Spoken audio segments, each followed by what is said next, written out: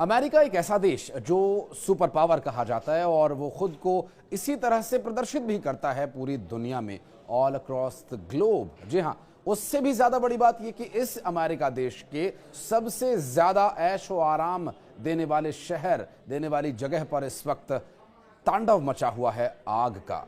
ये जगह जो हर सुविधाओं से लैस थी, इस वक्त आग बुझाने की भी यहाँ पर इंतजाम ठीक तरीके से नहीं है। उस पूरे कारण पर आपको जानकारी देंगे, लेकिन बुझती हुई आग एक बार फिर भड़क सकती है, इसके बारे में भी डिटेल पूरा वीडियो आप जरूर देखिएगा अंत तक। नमस्कार, मैं हूं आशीष त्रिपाठी आपके साथ, और न्यूज़ 18 के सोशल मीडिया प्लेटफॉर्म पर इस वीडियो में आपको बताएंगे कि एक ऐसा शहर जो लोगों को आराम देता है, सेलिब्रिटीज की ये पहली पसंद रहता रहा, लेकिन अब इस वक्त यहाँ ऐसी स्थिति क्यों उत्पन्न हो गई कि लोग अपना घर छोड़ छोड़ कर भाग रहे हैं। दरअसल ये पूरा इलाका अब जलकर राख हो चुका है। ज्यादातर इलाके में आग ने अपना उत्पात मचाया, लेकिन बीते एक हफ्ते में आग की लपटों ने जो तबाही मचाई इस इलाके में, उसके निशान अब देखे जा रहे हैं। दुनिया भर में कई लोग इस बात के लिए भी हैरान हैं कि हर लिहाज से आधुनिक और मजबूत माने जाने वाले देश अमेरिका में आखिर ये कैसे हो गया।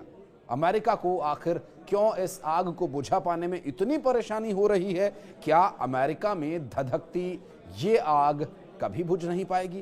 क्योंकि इस वक्त जो परिस्थितियां बन रही हैं, इशारा कुछ ऐसा ही है। धधकती आग बाकी दुनिया के लिए भी एक अलार्म है, एक वार्निंग है। चर्चा इस तरह से भी शुरू हो गई है। अमेरिका के कैलिफोर्निया राज्य में लगी ये आग, जिससे 24 लोग अब तक हलाक हो चुके हैं।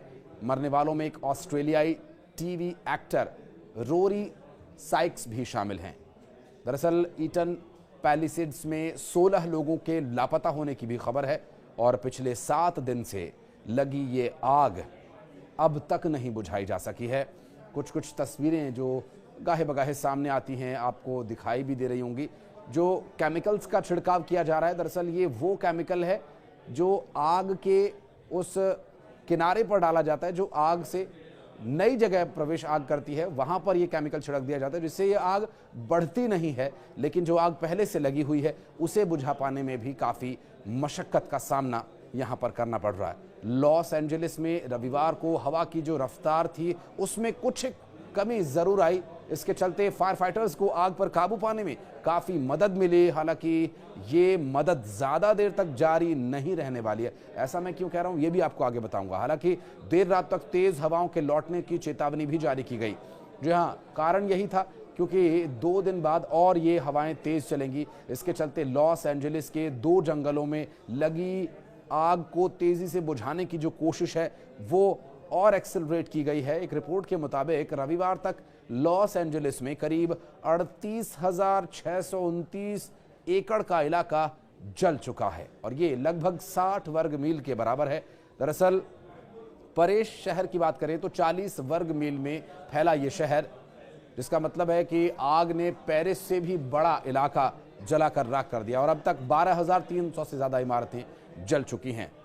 एक एजेंसी के मुताबिक लॉस एंजलिस में लगी ये आग अब तक करीब 11,60,000 करोड़ से लेकर 13 लाख करोड़ रुपए तक, लगभग 150 बिलियन डॉलर की नुकसान की आशंका यहां जताई जा रही है। और यहां पर आग के कुछ हद तक काबू पाए जाने की खबर भी सामने आई, जिससे कुछ राहत जरूर लोगों ने महसूस की।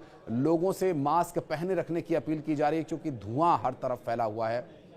आग से निपटने के लिए अमेरिका की मदद के लिए मैक्सिको भी आगे आया है, और फायर फाइटर्स यहां पहुंच रहे हैं। दूसरी ओर लॉस एंजलिस पुलिस के मुताबिक ब्रेटन वुड स्थित उपराष्ट्रपति कमला हैरिस के घर में चोरी की कोशिश की गई, और इस मामले में 2 लोगों को गिरफ्तार किया गया था। हालांकि बाद में इन्हें छोड़ दिया गया। पुलिस का यह कहना था कि उसके पास इस बात के कोई सबूत नहीं है कि ये दोनों लोग चोरी की नीयत से यहां पर आए थे। हालांकि आपदा में अवसर खोजने वालों की दुनिया भर में कहीं कोई कमी नहीं है।